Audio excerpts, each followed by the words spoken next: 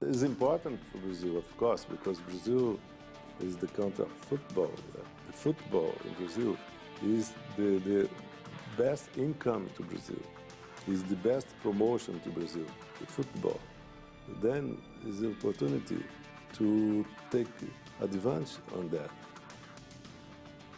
Welcome back. That, of course, was Pelé, Brazil's legendary football player. And we're talking about the controversy surrounding the 2014 World Cup in Brazil next month.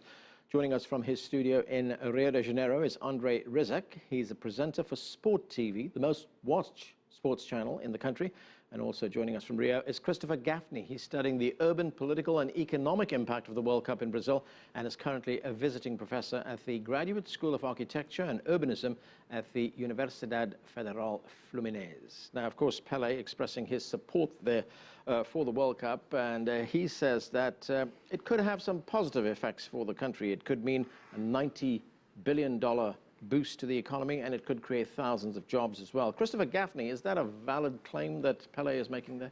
It's a valid claim that it could generate some short-term employment opportunities and perhaps generate a boost in tourism. But really, if we look at the dollar for dollar spending for the World Cup, we're seeing about 30 billion reais of public money being spent, and we might see that return. And so that's really not a good use of public money.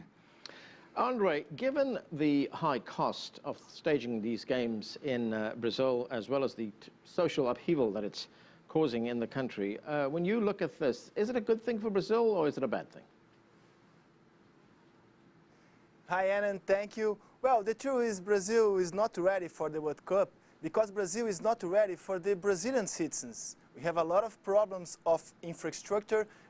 Our big cities don't have good subways. We have serious problems with the airports. So Brazil is not ready for the Brazilian citizens. Brazil is not ready for the World Cup.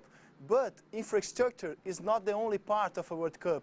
I believe the atmosphere is really important too. And the atmosphere inside the arenas, the party on the streets will be nice. So people who will come here to Brazil to enjoy or work here during the World Cup, they will suffer the same problems that we have, Brazilians, in our day by day, but they will enjoy the World Cup. I have no doubt about that. They will enjoy. But we have serious problems of infrastructure. So, good and bad things. Christopher, we know that there's a great deal of opposition to staging these games in Brazil. There are many organizations that have emerged expressing their opposition to it. These groups, social active groups that have emerged, are they organized? Are their voices being heard? Yes, they're very organized, and they were organized even before the Confederations Cup last year. And so we've seen an escalation of the protests that are using the World Cup and last year the Confederations Cup as kind of a hook to bring in more people to these movements. What the social movements are expressing is, as Andre said, is a general dissatisfaction with the government's ability to deliver on promises. And the Brazilian government has been very, albeit slow, but they've delivered on World Cup stadium projects for world-class infrastructure. And what people on the streets do not have is world-class infrastructure in transportation, sanitation, healthcare, and education. And so as we see the World Cup approaching, we see these social movements coalescing yet again to bring more people to the streets to protest the massive public outlay on a party. Which will be over in a month, and then we'll have to go back to living in our cities which have really precarious conditions. So, Christopher, are these groups saying it's not such a bad thing to hold the World Cup in Brazil, but the government needs to get its priorities right? Well, people are against the World Cup the way it has happened, and what we have really are two separate World Cups. We have a cultural World Cup, which people love, and it's a party. As Andre said, people will have a good time. But that cultural element is more about being with friends, with family, about supporting the national team. What we see the FIFA World Cup bringing is a hugely corporatist model that has taken public money and directed that money to the hosting of a party where most of the profits will be made by international corporations and the big civil construction firms in Brazil. And so the gap between those two events has never been bigger. And this is what people are protesting against. They're not necessarily against the World Cup as a thing, but they're against the model of the World Cup as it's being carried off in Brazil. Andre, people are expressing their opposition to the staging of the World Cup in very novel ways in Brazil. One of the ways they're doing that is through music. There is a song which is very popular in Brazil right now. You most likely know this song, in which people express their opposition and frustration. Let's listen to some of this music, and then I have a question on the other side of it. One moment. Mas não seremos verdadeiros campeões, gastando mais de 10 bilhões para fazer Copa no país. Temos estádios lindos e monumentais, enquanto escolas e hospitais estão à beira de ruir. Parreira eu vi, abismo entre Brasis. So, Andre, here we have that song. They're talking about two different Brazils, separated by economics, one that is very rich and one that is very poor. Yes, and in 2007, the Brazilian government announced to the people that the Brazilian government won't spend public money in the stadiums, in the World Cup arenas. But it's not true. Now we know that the Brazilian government spent more than $4 billion only in stadiums. So we have bad public schools, bad public hospitals. And when people look to these hospitals, to these schools, and look to the stadiums, very nice, expensive, they ask in Brazil, why we have these schools very bad, these hospitals very bad, and these stadiums are great? Why? I think it's a very good question to make, and for me it's the biggest reason to explain why people went to the streets last year to protest against World Cup. What will happen during the World Cup, I confess, is impossible to preview. Nobody knows what will happen. I believe that if Brazilian team play good, Brazilian team win the games, maybe the protests will be small, but the truth is nobody can preview what will happen during the World Cup about protests. Nobody can preview that. Okay, let me go to Christopher quickly. Christopher, you've been studying the impact the World Cup is having on Brazil. Can you give us some graphic examples, especially in the construction of stadiums, and how this has impacted entire communities? Because we understand that some communities have actually been moved to make way for these construction projects. That's right. We estimate the Comitê Popular da Copa is a popular committee of the World Cup in all 12 World Cup cities, and they estimate that 170,000 people will be removed for World Cup-related projects.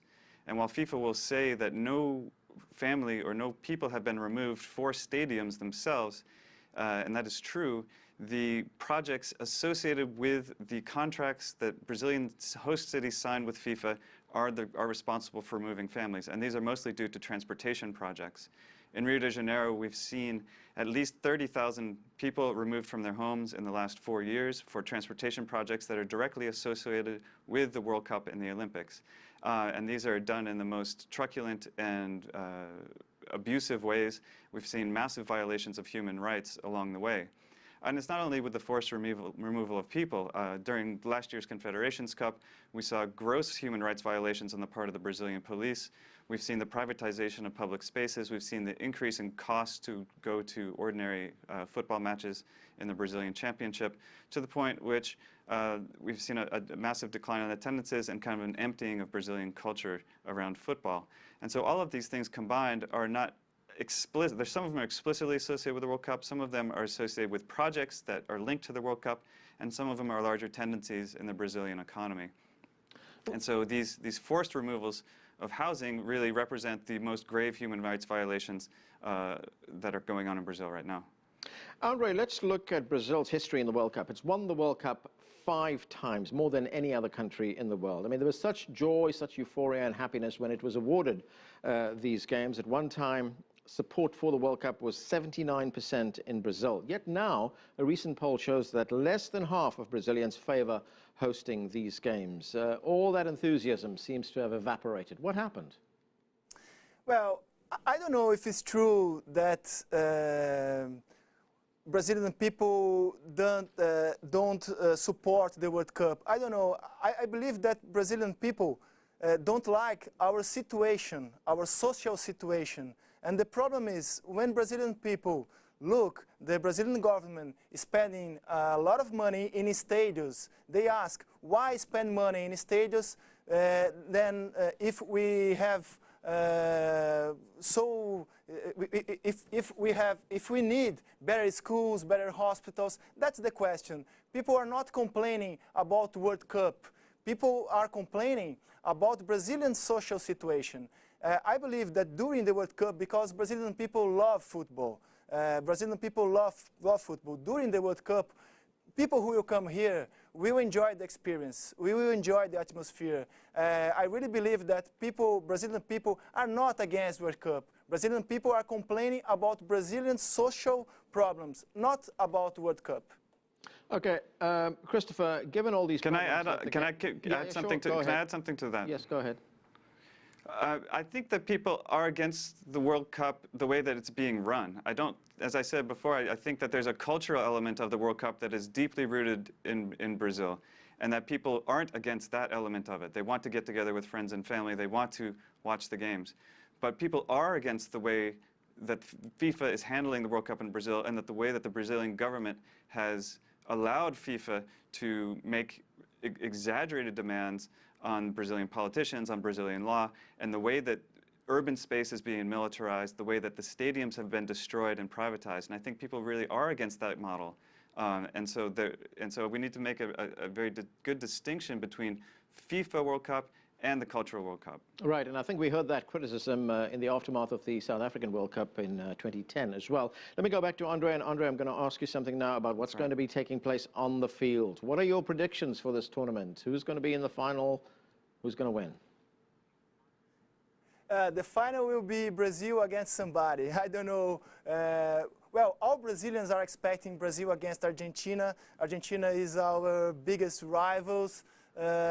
Everybody's expecting that, but I really believe that Brazil will arrive at final. I don't know against who Brazil will play, but Brazilian team is too strong, and playing home, Brazil is stronger. So I believe Brazil will win this World Cup. And I must say something.